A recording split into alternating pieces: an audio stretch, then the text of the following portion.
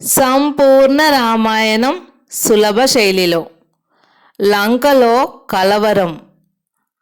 అన్నయ్య, ఒక్క వానరుడే ఇంతటి ఘనకార్యాలు చూపి దాదాపు లంకనంతటినీ నాశనం చేసి వెళ్ళాడంటే ఇందులో ఏదో కాల వైపరీత్యం ఉందని ఇప్పటికైనా నీకు అర్థం కాకపోవడం నాకు చాలా ఆశ్చర్యాన్ని, ఆవేదనను కలిగిస్తోంది.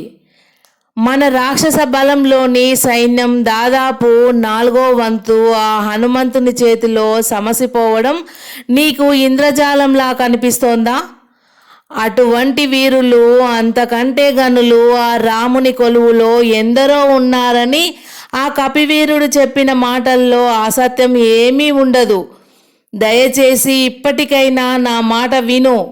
మహాపతివ్రత శిరోమణి అయిన సీతాదేవిని శ్రీరామచంద్రునికి సమర్పించి ఆ మహాభాగ్యుణ్ణి శరణు వేడుకో.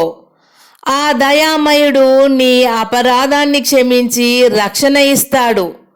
నీ లంకతో పాటు సర్వరాక్షసులు సుఖంగా జీవిస్తారు అని అన్నాడు విభీషణుడు రావణునితో. అది రావణుడి సభాభవనం. రాక్షస సేనానాయకులు, దండనాయకులు, మంత్రులు, సహమంత్రులు, నగర రక్షకులు అందరూ కూడా ఆ సభలో కొలువుదీరి ఉన్నారు. రావణుని ఆజ్ఞ ప్రకారం నగరంలోని ప్రముఖ వీరులందరూ కూడా ఆ సభకు విచ్చేశారు. విభీషణుడు అలా చెప్పగా రావణుడు కోపంతో కన్నులెర్ర చేస్తూ, విభీషణ, హద్దు మీరి మాట్లాడడం మంచిది కాదు. ఈ 14 లోకాలు ఒకటై దండెత్తి వచ్చినా నేను సీతను విడిచిపెట్టను.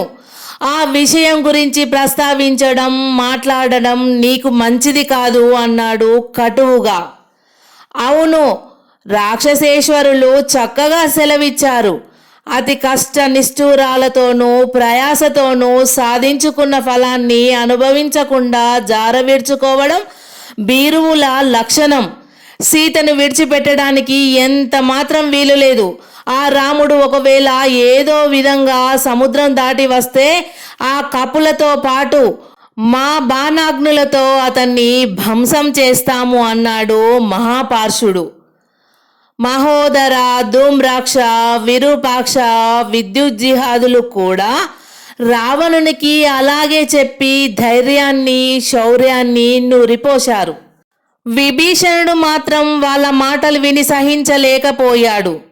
ఓ దుష్టమంత్రులారా, మీరు రావణ ప్రభువుకు హితులా అని నాకు అనుమానం కలుగుతోంది. తప్పుదారిన పయనిస్తూ అవివేకంతో అధర్మాన్ని అవలంబిస్తున్న ప్రభువును అన్ని విధాల ప్రోత్సహించి ఆయన వినాశనాన్ని కోరడం ధర్మం కాదు. ఆయన్ని అన్ని విధాల సంరక్షించవలసిన బాధ్యత మన మీద ఉంది. రావణ సార్వభౌమునికి విరోధులు హనుమదాది వానరులు కాదు, నిజమైన విరోధులు మీరే. మీ మాటలు వినడం వల్లనే ఇంత ముప్పు తెచ్చుకుంటున్నాడు అన్నాడు విభీషణుడు. అప్పుడు మాల్యవంతుడు, అతికాయుడు కూడా రావణునితో నీతి వాక్యాలు చెప్పారు. సీతాదేవిని శ్రీరామునికి సమర్పించడం సర్వోత్కృష్టమైనటువంటి కార్యమని బోధించారు. కానీ రావణుడు పెడముఖం పెట్టి వాళ్ళ మాటలను అనాదరణ చేశాడు. ప్రహస్తుడు రాముడు ఒకవేళ యుద్ధానికి వస్తే రాక్షస సేనల ప్రమేయం లేకుండా తానొక్కడే రాముణ్ణి వధిస్తానని ప్రగల్భాలు పలికాడు. చివరకు విభీషణుడు రావణునితో, అన్నయ్య, నేనెంత చెప్పినా వినకున్నావు. ఇది మహాభయంకరమైనటువంటి రాక్షస వినాశకాలంగా కనిపిస్తోంది. లంకలో అపశకునాలు సూచిస్తూ మహోత్పాతాలు కలిగాయి. యుద్ధమే నిశ్చయమైతే నువ్వు రాముని చేతిలో మృతి పొందక తప్పదు. కాబట్టి సీతాదేవిని సగౌరవంగా తీసుకువెళ్ళి ఆ మానవ మందారమూర్తికి సమర్పించు అన్నాడు. రావణుడు సింహాసనం నుండి దిగ్గున లేచాడు. చెరచెర విభీషణుని దగ్గరికి నడిచాడు. కన్నులు ఎర్రబడుతుండగా, ఓరి వాచాలా, నువ్వు శత్రుపక్షపాతివని ఇప్పుడే తెలుసుకున్నాను. ఆ రాముణ్ణి, ఆ మానవదముణ్ణి నా ముందు పొగుడుతూ పిరికితనం అంటే ఏమిటో తెలియని రాక్షస వీరులకు భయం కలిగిస్తున్నావు. నా మృత్యువును కోరుతున్న నువ్వు దాయాది బుద్ధిని పోనిచ్చావు కాదు. నువ్వు ఇప్పుడే నా రాజ్యం విడిచిపెట్టి వెళ్ళిపో, లేదా నీ శిరచ్ఛేదనం చేస్తాను అని అంతకంతకు కోపం అతిశయించగా రావణుడు సభ అంతా దిగ్భ్రాంతి చెంది చూస్తుండగా విభీషణుణ్ణి శిరస్సు మీద కుడికాలెత్తి బలంగా తన్నాడు. విభీషణుని కిరీటం కింద పడి రావణుని ప్రాణాలు జారిపోతున్నట్లు సూచిస్తూ మనులు చెల్లాచెదురుగా సభలో పడ్డాయి. క్రింద పడిన విభీషణుడు విచారంతో లేచాడు.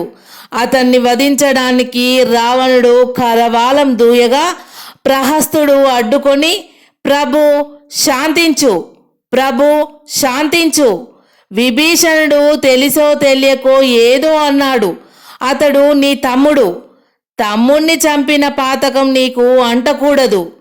అదీ కాక కుంభకర్ణుడు నిద్ర లేచిన తర్వాత విభీషణ వధను గురించి తెలుసుకుంటే చాలా ప్రమాదం. ఈసారికి విభీషణుణ్ణి మన్నించు ప్రభు అన్నాడు. రావణుడు కరవాలాన్ని ఒరలో చేర్చుకున్నాడు.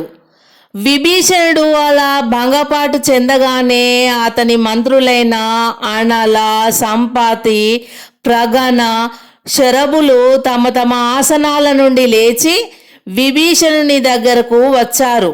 ప్రభు, దుర్నీతి పరునికి హితోపదేశం చేయడం హానికరం. ఇంత పరాభవం జరిగిన తర్వాత ఇక్కడ ఉండడం ఆత్మహత్య సదృశం అని అన్నాడు ప్రగణుడు విభీషణుణ్ణి చూస్తూ.